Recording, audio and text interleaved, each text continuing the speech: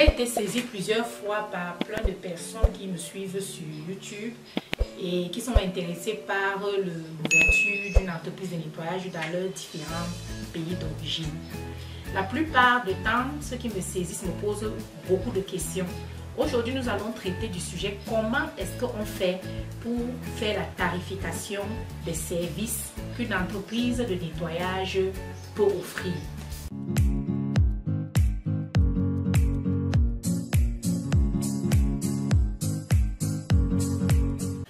Bonjour et bienvenue à Parlons de nettoyage. Si tu viens d'arriver sur cette chaîne, ici nous parlons de nettoyage, nous parlons d'entretien, nous parlons de formation, nous parlons de plusieurs astuces qui vous permettent de régler vos problèmes de nettoyage dans vos différents domiciles. Pour ceux qui ne me connaissent pas, je suis Liliane Ikuti, je suis entrepreneur, informaticienne de formation. Mon amour pour tout ce qui est bien, tout ce qui est propre m'a poussé à ouvrir une entreprise dans mon pays, le Cameroun, qu'on appelle Catalyst. À travers cette entreprise et mon personnel, nous allons donc de client en client gérer les problèmes de nettoyage macro et micro. Nous avons plusieurs types de clients. Nous avons les clients individuels, nous avons des entreprises comme clients. En fait, nous sommes sollicités partout. Alors, dans cette vidéo, nous allons beaucoup plus nous focaliser comment est-ce que toi qui veux créer ton entreprise de nettoyage, tu pourras désormais faire la tarification des différents services que tu vas offrir. Notons bien que ça, c'est le tome 1, une première partie, parce qu'une seule vidéo ne peut pas me permettre de tout vous donner.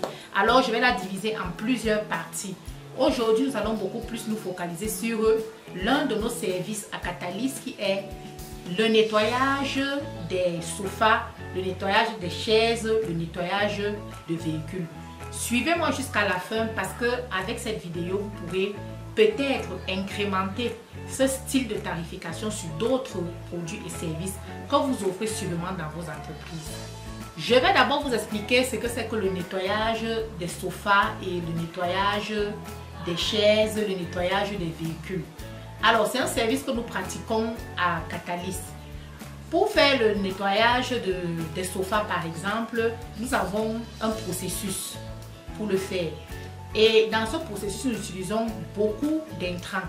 Nous avons les produits que nous utilisons. Ça va dépendre du type de canapé à nettoyer. Pour tel ou tel type de canapé, nous n'utilisons pas les mêmes produits. Exemple, pour un canapé en cuir, vous êtes bien d'accord avec moi que vous n'allez pas utiliser les mêmes produits que vous allez utiliser pour un canapé en tissu sain.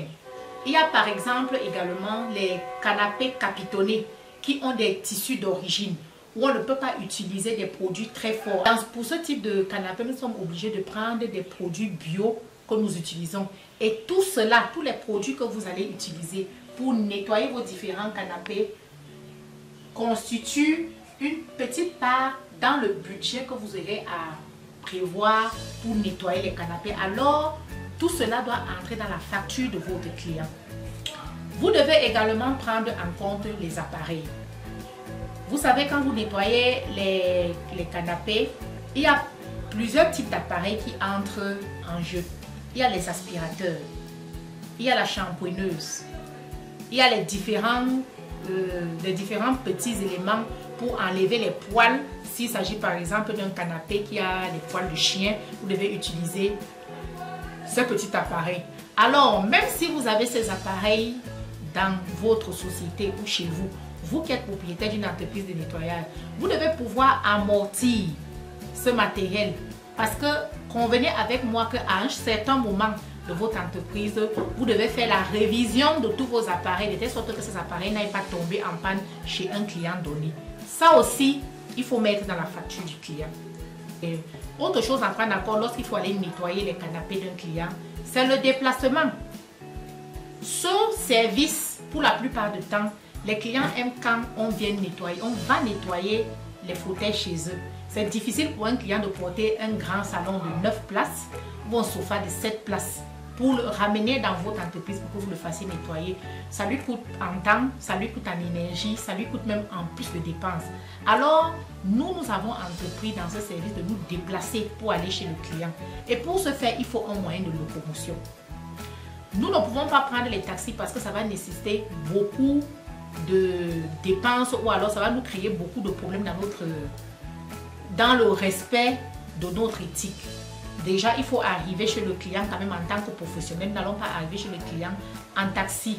Alors, nous sommes obligés de prendre un véhicule qui a été affecté à cet effet, dans lequel nous mettons tout notre matériel, nous mettons tous nos produits et notre personnel peut monter pour aller chez le client. Ça aussi, ça a un coût dans la facture du client. Maintenant, lorsque vous êtes arrivé chez le client, que vous êtes déjà prêt à travailler, il y a une assurance qui doit entrer en compte. Si vous brisez par exemple un élément chez le client, par exemple pour la petite histoire, il nous est arrivé de casser la vitre d'une table basse de chez un client en travaillant sur ses chaises. Parce que nous avons voulu, puisque nous offrons toujours quelques bonus lorsque nous allons travailler chez les clients, en voulant donc offrir le bonus, nous avons cassé la vitre du client. Et le client n'a pas entendu ça de cette oreille, il fallait qu'on paye. Donc, c'est en prévoyant dans cette petite assurance, dans la facture du client, qui a pu permettre que nous puissions payer cette vitre. Ça entre également dans la facture du client.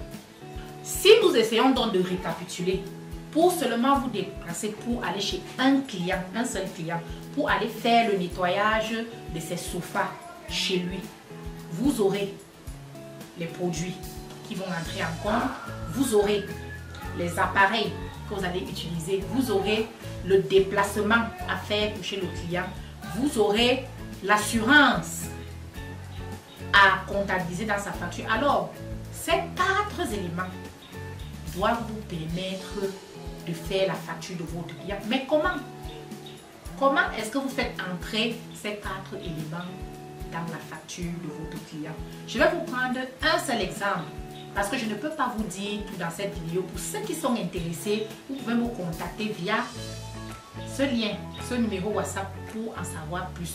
Parce que je coach les futurs entrepreneurs qui veulent ouvrir leur entreprise et je les accompagne.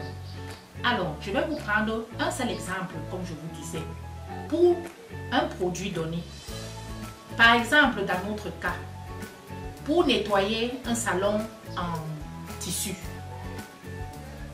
nous avons au maximum 4 produits que nous utilisons en fonction du problème que nous allons trouver sur ce tissu. Nous avons 4 produits. Les produits agissent différemment sur le problème. C'est-à-dire qu'on doit avoir des produits qui ne nous permettent pas de délaver le canapé de tissu du client, qui nous permettent de contenir les couleurs, de les raviver et d'enlever toutes les taches que nous allons trouver. Donc nous avons environ 4 produits, comme je vous disais, qui vont participer à régler le problème que nous allons trouver chez le client.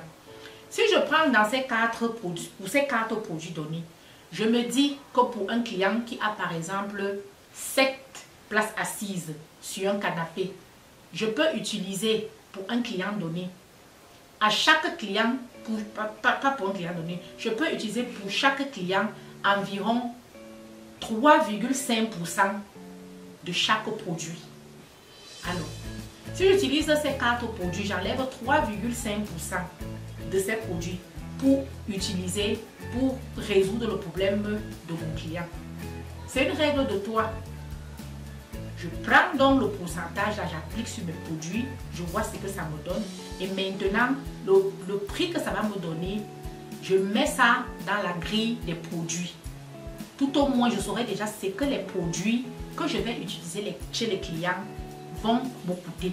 Et c'est comme ça que je vais faire sur tout ce que je vais utiliser pour trouver ce que Catalyst doit normalement sortir comme agent pour aller faire fournir le service chez le client.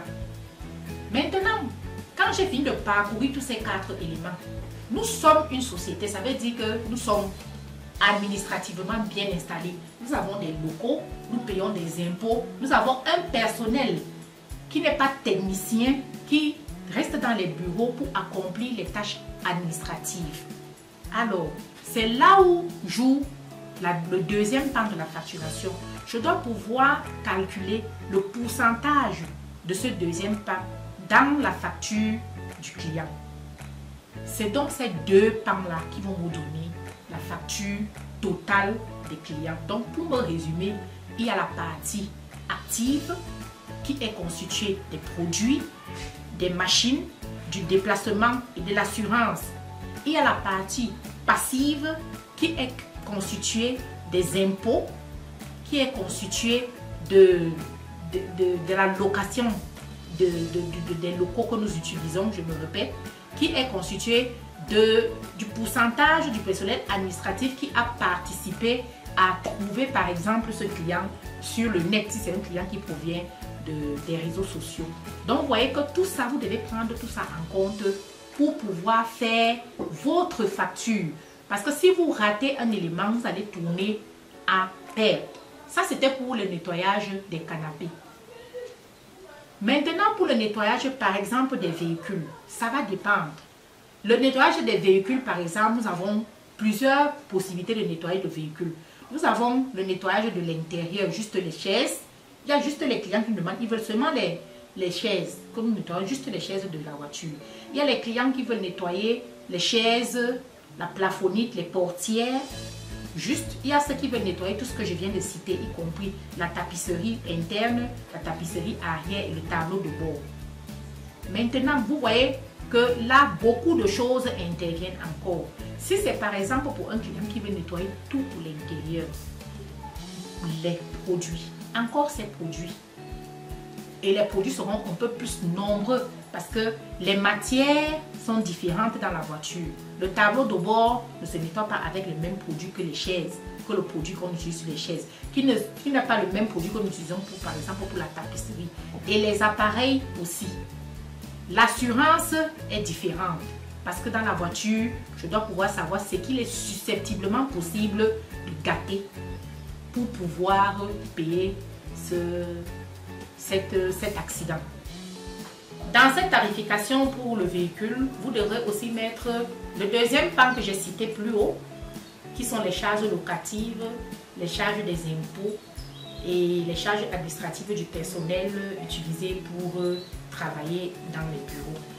La différence entre ces deux types de nettoyage, c'est que pour le véhicule, par exemple, votre client peut se déplacer. Le client peut venir avec son véhicule dans vos locaux, là où vous travaillez. Ce qui va un peu baisser le coût parce que vous n'allez plus devoir vous déplacer. Est-ce que vous comprenez un peu? Donc, c'est comme ça que vous allez jouer. Aujourd'hui, je vous ai parlé de ces deux services. Essayez d'appliquer mes règles dans votre cas pour des services peut-être que je n'ai pas développé actuellement sur cette vidéo. Mais je vous promets que dans d'autres vidéos, je développerai tous les types de services que nous offrons dans notre société Catalyst. Si vous avez aimé cette vidéo, je vous invite à liker, à commenter, à activer la cloche de notification, à vous abonner. Je vous invite également à nous suivre tout le temps sur nos vidéos parce que nous allons développer de nombreux sujets à cet effet. La tarification de vos services est vraiment c'est-à-dire un poumon, une clé pour votre entreprise parce que si vous la ratez, vous allez tourner à perte. Alors, je t'invite donc pour une prochaine vidéo à me suivre parce que dans cette vidéo, je vais te montrer comment est-ce que malgré tout ce que je t'ai préalablement dit, tu peux arriver à casser les prix, obtenir le meilleur prix sur le marché pour faire concurrence à tes prédécesseurs. Alors, peace out!